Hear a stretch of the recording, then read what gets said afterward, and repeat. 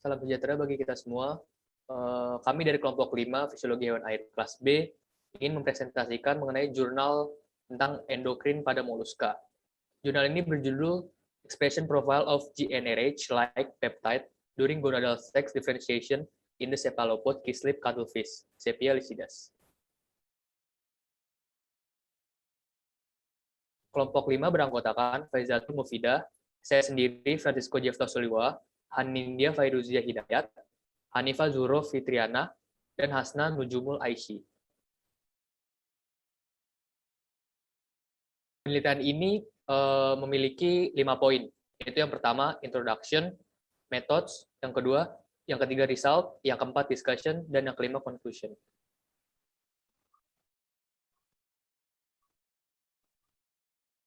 Boleh di next.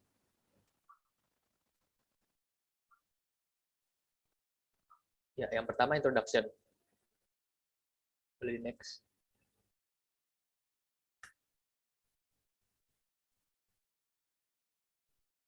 Penelitian ini dilatar belakangi oleh yang pertama GnRH atau gonadotrophin releasing hormone. Itu adalah hormon yang disekresikan oleh neuron pada hipotalamus yang memiliki peran penting pada reproduksi vertebrata, yaitu sebagai stimulus hipofisis agar dapat mensintesis gonadotropin, follicle stimulating hormone atau FSH, dan luteinizing hormone atau LH. Yang kedua, terdapatnya GnRH-like pada invertebrata.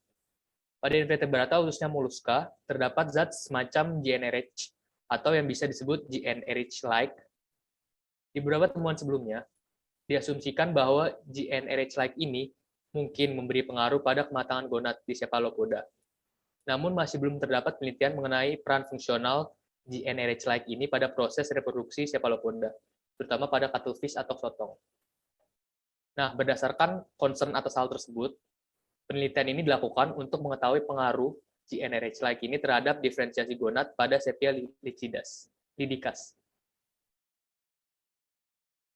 Boleh di next. Oke, selanjutnya ada metode. Yang pertama, itu penggunaan hewan secara etis. Dalam penelitian ini itu sudah disetujui dan sesuai dengan peraturan yang berlaku. Yang kedua ada hewan dan prosedur pengambilan sampel. Yang ketiga ada pengamatan histologis gonad selama diferensiasi jenis kelamin. Dan yang keempat ada ekstraksi RNA dan cloning kcGnRH. Ini metodenya yaitu yang pertama ada total RNA diekstraksi dari sampel otak dan diukur konsentrasinya. Kemudian 1 mikrogram total RNA ditranskripsi balik, lalu dilakukan PCR. Produk amplifikasi dipisahkan dengan elektroforesis gel agarose dan dimurnikan dari fragmen gel yang dipotong. Kemudian sampel yang diisolasi diikat dengan vektor plasmid. Lalu transforman yang mengandung plasmid rekombinan dihasilkan dengan kompeten quick DH5 alpha cell. Klon rekombinan dipilih dengan blue wave screening, kemudian digunakan untuk mengekstrak dan memurnikan DNA plasmid. Plasmid yang dimurnikan diurutkan oleh Fasmak. Urutan dianalisis dan disejajarkan menggunakan blast dan muscle. Yang kelima, kuantifikasi kcGnRH dengan real-time PCR. Sampel otak dari setiap tahap seksual dan setiap usia ditranskripsi terbalik. Dilanjutkan proses PCR, lalu analisis kurva leleh. Amplifikasi non-spesifik terdeteksi menggunakan analisis kurva leleh. Amplifikasi PCR dan deteksi fluoresen dilakukan menggunakan Light-Cycler 480. Analisis statistik dengan ANOVA diikuti dengan uji perbandingan Tukey Tremer.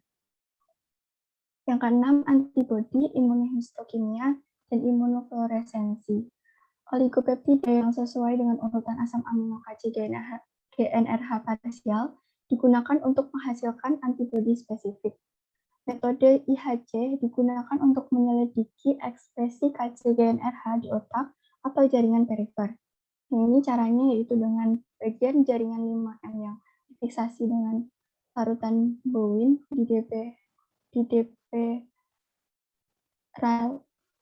diparafinisasi dengan silena, didehidrasi dalam alkohol bertingkat, dan dicuci dengan fosfat valprosalin. lalu diberi metanol selama 15 menit, diinkubasi dengan 10% serum kambing normal selama 15 menit, dan diinkubasi semalaman dengan antibodi primer.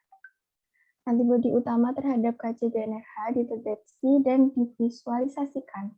Kemudian bagian histologis otak digunakan untuk IHC, sedangkan bagian yang berdekatan dianggap sebagai bagian kontrol diinkubasi.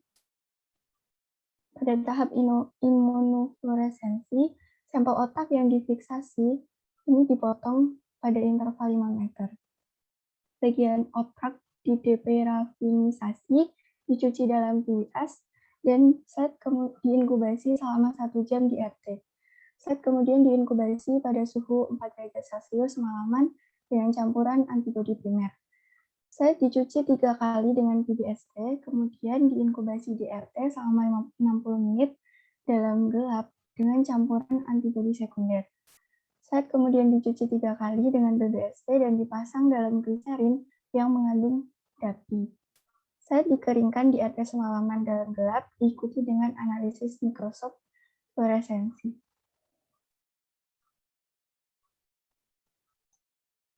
Yang selanjutnya adalah bagian result atau hasil dari penelitian.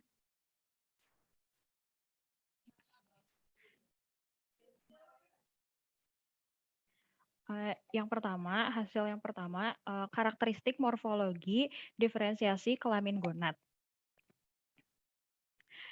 Embrio dari cuttlefish pada usia 14 hingga 21 hari setelah pemijahan memiliki gonad yang belum terdiferensiasi seperti pada gambar, yang terdiri atas sel somatik dan sel germal. Diferensiasi pada sel kelamin cuttlefish betina baru terjadi dengan mulainya meiosis oosit gonad pada 28 hari setelah pemijahan yang diikuti oleh diferensiasi testis pada cuttlefish jantan dengan jelas yang dimulai dengan pembentukan tubulus seminiferus pada kisaran hari ke-20 setelah menetas. Next. Yang kedua adalah cloning KCGNRH atau Keyslip Cuttlefish Gonadotrophin Releasing Hormone. Next. Cloning KCGNRH ini pada urutan parsial 101 base pair diperoleh setelah amplifikasi komplementari DNA. Untai pertama dari otak Keyslip cuttlefish ini dilakukan menggunakan primer yang mengalami degradasi. Kemudian analisis homologi dilakukan dan menunjukkan fragmen ini adalah GNRH-like dengan reaksi RACE atau Rapid Amplification of Complementary DNA ends menggunakan primer spesifik yang menghasilkan isolasi dengan urutan 5/3 seperti pada gambar yang tumpang tindih dengan panjang total sekuensnya mencapai 723 base pair. Kemudian urutan protein GNRH-like seperti yang disimpulkan dari urutan gennya memiliki panjang 90 asam amino dan mengandung domain fungsional yang ada pada cephalopoda lain yang mirip GNRH. Next. Kemudian jumlah KCGNRH di otak selama diferensiasi gonad.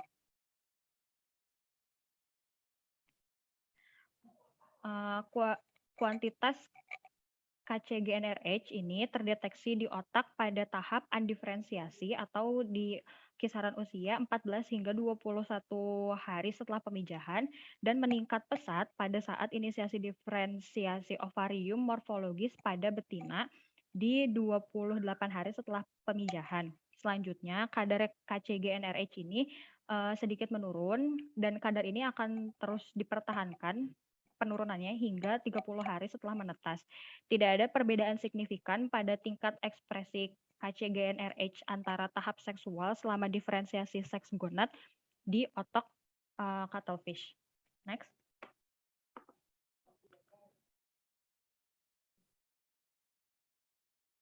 Yang keempat adalah lokasi sel imunoreaktif KCGNRH di otak selama diferensiasi gonad. Next.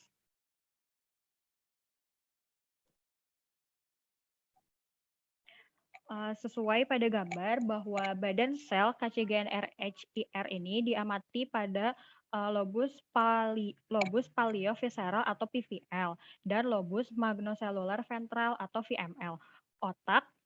Dari otak cuttlefish pada tahap yang belum terdiferensiasi, yaitu pada 14 hari setelah pemijahan, seperti gambar yang paling atas. Kemudian di gambar tersebut menunjukkan penampakan otak dari case-lip cuttlefish yang diimunisasi dengan anti KCGNRH selama periode diferensiasi gonal, dan panah-panah yang tertunjuk pada gambar tersebut merupakan gambar badan sel atau serat imunoreaktif GnRH. Badan sel dan serat KCGNRH-IR di area yang sama cenderung meningkat pada diferensiasi ovum di 28 hari setelah pemijahan atau pada gambar yang tengah. Dan juga diamati setelah menetasnya, meskipun beberapa serat KCGNRH terlihat di area lain dari bagian otak termasuk pada kelenjar optik, tidak ditemukan adanya badan sel KCGNRH-IR yang diamati. Kemudian tidak ada juga perbedaan berdasarkan tahap seksual yang diamati dalam distribusi badan sel di serat otak sepanjang diferensiasi gonad. Kemudian imunofluoresensi ganda menunjukkan bahwa badan sel KCGNRH ini tidak terlokalisasi bersama dengan imunoreaktivitas terhadap anti-NF MH di otak juvenil pada case-lip cuttlefish ini.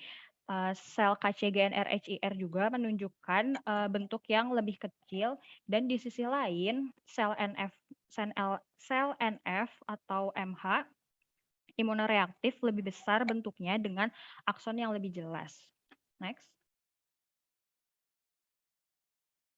Dan yang terakhir adalah distribusi imunoreaktivitas di jaringan periferal juvenil dari cuttlefish ini, di mana serat KCGNRH-IR diamati di sisi luminal auricle jantung dari cuttlefish.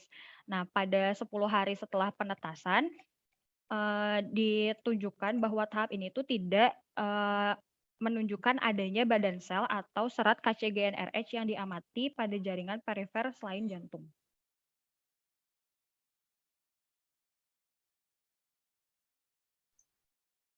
Selanjutnya adalah discussion. Next.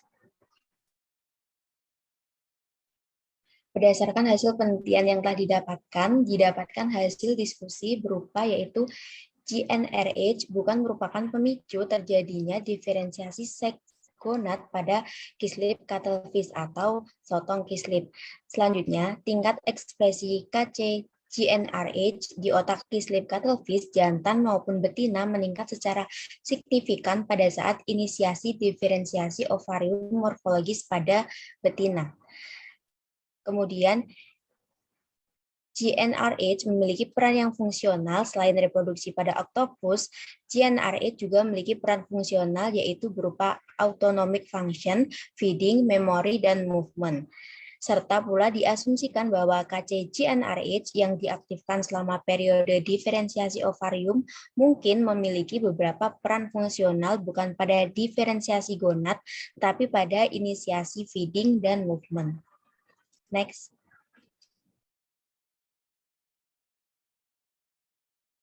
Selanjutnya, sel KCGNRH-IR di PVL dan VML pada otak sotong case-lip saat tahap perkembangan awal berfungsi sebagai kontrol otot, emisi tinta, atau propulsi jet. Sumbu endokrin terdiri dari kelenjar optik dan gonad yang mengontrol reproduksi pada sphalopoda belum matang pada tahap awal perkembangan sotong case-lip, sehingga kecil kemungkinan KCGNRH otak terlibat sebagai faktor hulu diferensiasi seks gonad. KCGNRH memiliki beberapa keterlibatan dalam pengembangan organ perifer selain gonad, seperti jantung atau otot selama otogenesis awal pada sotong case-lip. Dari fakta ini, kemungkinan bahwa GnRH-like memiliki sedikit efek pada aktivitas reproduksi pada sotong case-lip. Next. Kemudian ada conclusion. Jadi next.